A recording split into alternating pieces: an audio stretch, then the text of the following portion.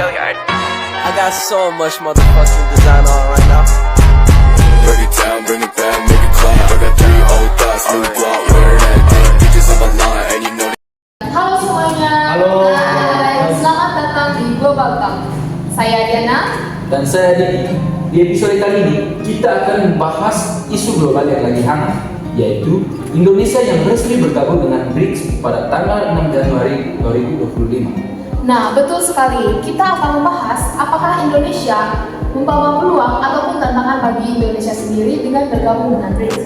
Tentu saja kita tidak sendirian. Kita kedatangan 5 narasumber hebat yang akan membagi perspektif mereka tentang Indonesia yang bergabung dengan BRICS. Betul Diana, langsung saja kita memperkenalkan mereka. Yang pertama ada Meli, Dogi, Jena, Yuni, dan Reni. Hai semuanya. Halo. Hai Diana, Didi, dan pendengar Global House. Saya Mei, dan saya tertarik dengan kebijakan ekonomi global. Halo semuanya, saya Dodi, dan dalam pembahasan ini saya tertarik dalam isu ini. Hai semuanya, saya Jena. Adanya saya di sini untuk membahas dampak BRICS dan perspektif perdagangan internasional. Halo semuanya, saya Yuni. Di sini saya tertarik dengan isu sosial dan investasi BRICS bagi Indonesia. Hai, saya Reno. Saya akan melihat ini dari sisi teknologi dan Oke, mari kita mulai. Indonesia resmi menjadi anggota BRICS, yaitu kelompok negara berkembang yang beranggotakan Brazil, Rusia, India, China, dan Afrika Selatan. Ini tentu saja menjadi langkah besar bagi Indonesia. Menurut kalian, kenapa Indonesia tertarik untuk bergabung? Menurut saya, alasan utama adalah ekonomi. BRICS itu menawarkan peluang kerjasama perdagangan yang lebih luas dan potensi investasi yang besar dari negara-negara anggotanya. Indonesia dapat meningkatkan ekspor dan mendapatkan lebih banyak investasi asing.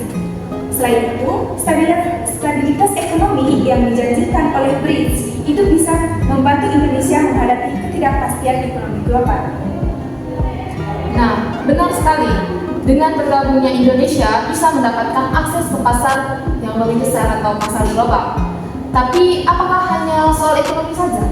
Tidak juga, dari segi politik, Indonesia bisa meningkatkan perannya dalam geopolitik dunia. Nah, BRICS seringkali dianggap sebagai kekuatan tandingan barat. Dan Indonesia bisa memanfaatkan ini dengan memperkuat posisinya di kancah dunia. Nah, kita bisa punya suara yang lebih besar dan kebijakan internasional. Nah, termasuk dalam hal reformasi keuangan dan hubungan bilateral dengan Wah, menarik. Bagaimana dengan perdagangan? Apakah ini menguntungkan bagi Indonesia? Jadi dari sisi perdagangan ada keuntungan besar. Kita bisa memperluas ekspor ke negara-negara BRICS dengan tarif yang lebih internasional. Tapi di sisi lain kita juga harus siap dengan persaingan yang lebih ketat. Produk-produk Indonesia harus bisa bersaing dengan produk Cina, India, dan India yang memiliki biaya produksi yang lebih rendah. Selain itu, kita juga bisa melihat bagaimana kebijakan perdagangan bebas dalam BRICS bisa berdampak pada industri dalam negeri. Wah, itu juga masuk akal. Bagaimana dengan dampak sosial dan juga investasi? Yuni, menurutmu bagaimana? Saya melihat ini dari dua sisi. Positifnya, investasi dari BRICS bisa membantu infrastruktur dan teknologi di Indonesia. Tapi di sisi lain, kita harus berhati-hati agar tidak terlalu bergantungan pada suatu kelompok negara saja. Kita juga harus memastikan bahwa investasi ini benar-benar memberikan manfaat bagi masyarakat lokal dan tidak hanya menguntungkan investor asing. Salah satu tantangan besar adalah bagaimana memastikan bahwa proyek-proyek yang didanai BRICS tidak hanya menguntungkan perusahaan besar, tetapi juga UMKM dan masyarakat kecil. Saya setuju. Bagaimana dengan teknologi dan inovasi? Apakah BRICS bisa membawa manfaat? pasti. Banyak inovasi di negara-negara BRICS, terutama Cina dan India, yang bisa kita adopsi. Kita juga bisa meningkatkan kerjasama di bidang AI, energi terbarukan, dan manufaktur canggih. Indonesia bisa belajar banyak dari teknologi yang berkembang. Di negara-negara tersebut, selain itu, BRICS juga memiliki berbagai forum teknologi yang bisa menjadi wadah pertukaran ilmu dan teknologi dalam riset dan pengembangan. Tapi apakah ada tantangan lain? Ada. Kita memastikan bahwa teknologi yang masuk itu sesuai dengan kebutuhan dan regulasi kita.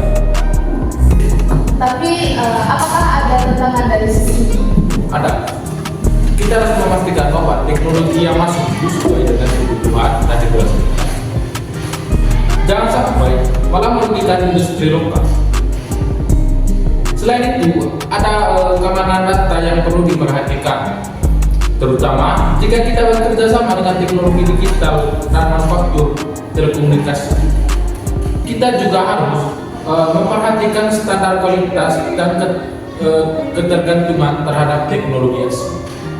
Jadi ada peluang besar, tapi juga banyak tantangan yang harus dihadapi. Nah, bagaimana dengan mata uang BRICS yang sering dibahas? Apakah ini bisa menjadi ancaman bagi dolar Amerika Serikat? Ini menarik, karena salah satu agenda BRICS adalah mengurangi ketergantungan kepada dolar Amerika Serikat dan memperkuat transaksi menggunakan mata uang lokal atau bahkan menggunakan mata uang bersama. Jika ini berhasil, Indonesia bisa mengurangi risiko terhadap fluktuasi nilai tukar dolar dan memperkuat nilai tukar rupiah. Tapi ini juga bisa menjadi tantangan. Jika mata uang BRICS kurang stabil, bisa jadi merugikan Indonesia. Perlu kebijakan yang sangat hati-hati dalam hal ini. Nah, kita juga bisa melihat bagaimana ini bisa berdampak terhadap cadangan devisa dan keuangan kita. Betul. Dan kita juga harus melihat bagaimana reaksi negara-negara barat terhadap langkah ini. Bisa saja ada dampak terhadap hubungan perdagangan kita dengan negara-negara di luar BRICS.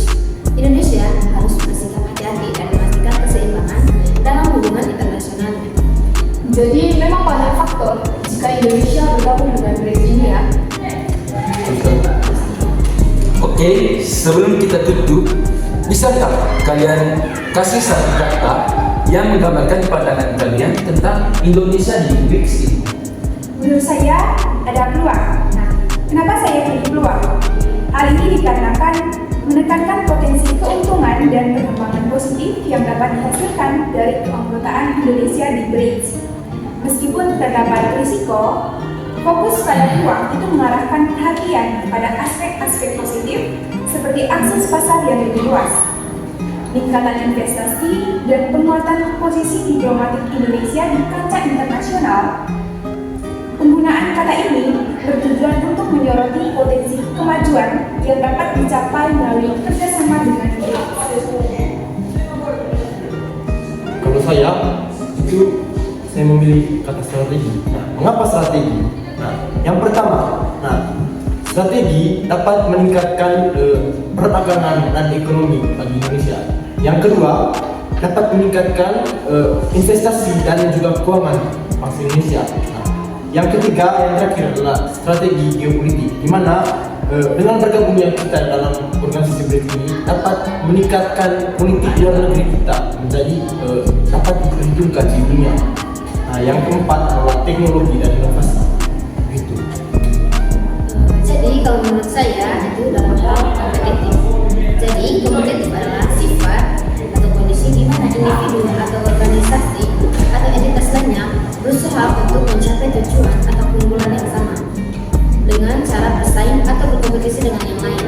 Nah, dalam konteks bisnis, kompetitif dapat berarti bahwa sebuah perusahaan berusaha untuk mencapai pangsa pasar yang lebih besar, keuntungan dengan cara bersaing dengan perusahaan yang lain atau yang sama. Jadi di sini menurut saya itu adalah investasi.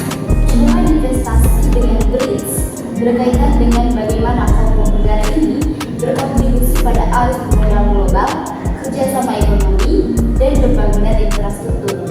Secara keseluruhan, BRICS memainkan peran penting dalam ekosistem investasi global, baik sebagai tujuan investasi maupun sebagai sumber modal bagi proyek-proyek strategis di seluruh dunia. Jadi bagaimana yang terakhir itu dari Reno, bagaimana gambaran pandangan dari Retno tentang Indonesia di BRICS ini? Kalau dari saya itu inovasi. Karena Indonesia bisa belajar banyak dari teknologi yang berkembang di negara-negara tersebut. Di sini negara Indonesia juga bisa memiliki berbagai forum teknologi yang bisa menjadi wadah pertukaran ilmu dan kolaborasi dalam riset dan pengembangan. Wah, semuanya mempunyai perspektif yang keren. Terima kasih kepada Yuni, Dodi, Zena, Reno, dan juga Mei atas diskusi yang sangat keren pada hari ini. Ya, dan buat pendengar Global Talks, jangan lupa share pendapat kalian di media sosial kami. Sampai jumpa di episode berikutnya. Dan